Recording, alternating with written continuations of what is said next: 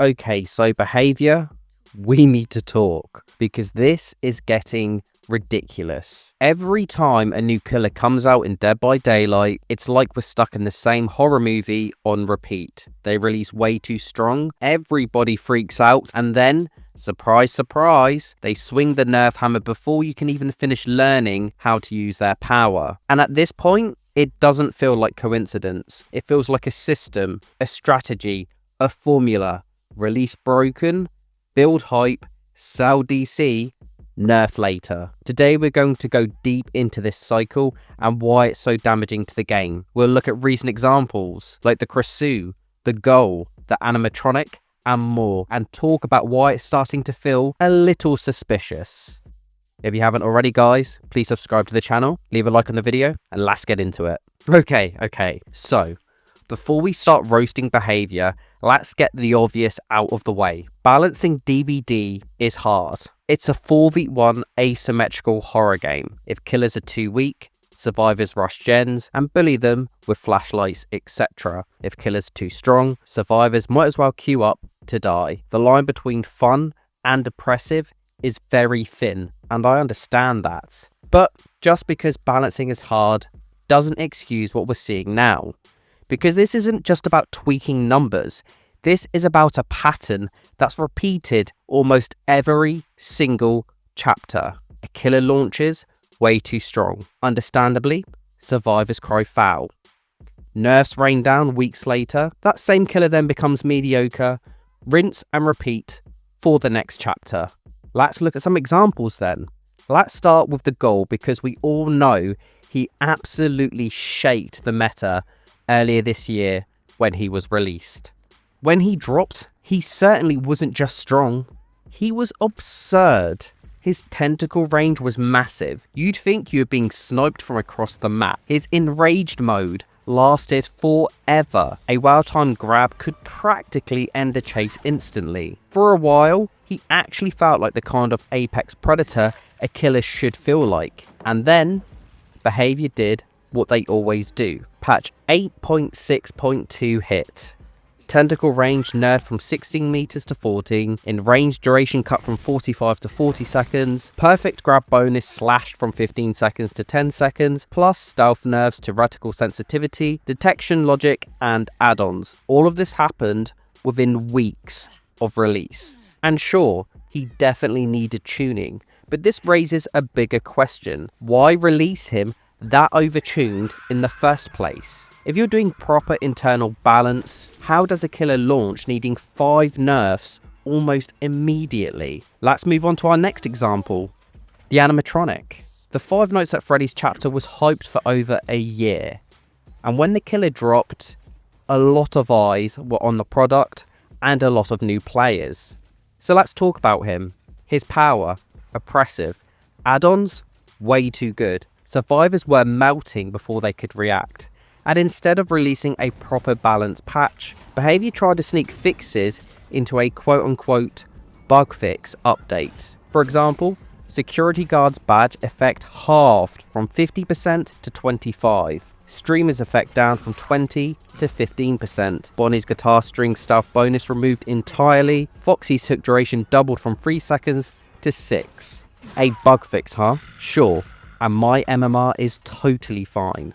This is where the frustration really starts to boil. These aren't bug fixes, these are balance changes wearing a fake mustache. And when they do it like this, it starts to look less like, oops, we made a mistake, and more like, hey guys, we actually planned this. And let's talk about the most recent example of them all, the Krasue. When Krasue hit the fog, she was terrifying.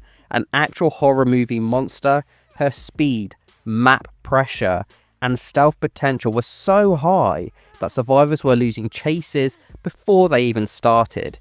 She could zip around the map with little counterplay, and her add-ons turned that pressure up to 11. And what happened next? You guessed it. Within weeks, we've had 2 separate nerfs, with her base movements being reduced, cooldowns being lengthened, multiple add-ons being nerfed, and her tracking abilities were toned down to make her less oppressive. So once again, launch completely overpowered and gutted immediately. And I want to pause here because Krasue highlights the worst part of this cycle: player investment. Killer mains who spent time learning her tech, grinding blood points, mastering her add-ons, they woke up a few weeks later playing a completely different killer, and not a better one, a worse one. Imagine buying a brand new car, loving how it drives, and then the dealership breaks into your garage at night and swaps out the engine for a weaker one. That's basically what Behaviour did to Krasue players. And yes, she did need the nerf. I am not in any means saying any of these killers didn't, but the point is they should never release so overtuned in the first place. If it happens once, you can argue it's a mistake. This is a repetitive process with each killer that drops. This isn't a mistake. At this point, you have to ask questions from the devs. Let's also speak about add-ons on perks getting gutted too. Let's look at the artist, for example, in the 9.00 PTB. Multiple add-ons were nerfed before she even hit live servers. Automatic drawing cooldown nerfed, Untitled Agony's hinder effect reduced, aura reveal shortened, trap disintegration times changed, and perks get quietly toned down alongside them. Oblivious durations tweaked, aura range perks weakened. It's a death by 1,000 cuts, and it happens every single chapter. Which brings us to my next point, the pattern. It is far too clear. Let's just zoom out a second across the goal, animatronic, Krasue, artists, etc. because the cycle is identical. We've alluded to it already, but let's break it down. The killer releases too strong. Next, hype explodes. People buy the DLC. Streamers make content. Next, survivors complain, understandably. Next, patch hits within 2 to 4 weeks, nerfs across the board. And finally, the killer becomes arguably more balanced, or just weakened to a point they're not a viable option anymore. At some point, you have to stop calling this coincidence. You have to start calling it strategy. Because here's the truth nobody wants to say out loud. A strong killer sells. People buy it. They log in, they talk, they stream, they fuel the engagement. I'm guilty of this too. I make content on it. And once the hype has done its job, well then boom, the nerf hammer drops, the next chapter drops, and then we repeat the process. So why is this a big problem? It's a problem because it's hurting the game in real ways. It does discourage investment. And I don't mean financial, I mean people's time into the game. Why would anyone master a killer when they feel completely different in a month? But speaking of pay, this does also punish players that are paying to get killers. You spend money on DLC only for that killer to get gutted weeks later. And next, it breeds community frustration. Killer mains feel abandoned. Survivor mains feel unheard. Everybody from both sides of the fence are mad. And finally, it makes gameplay stale.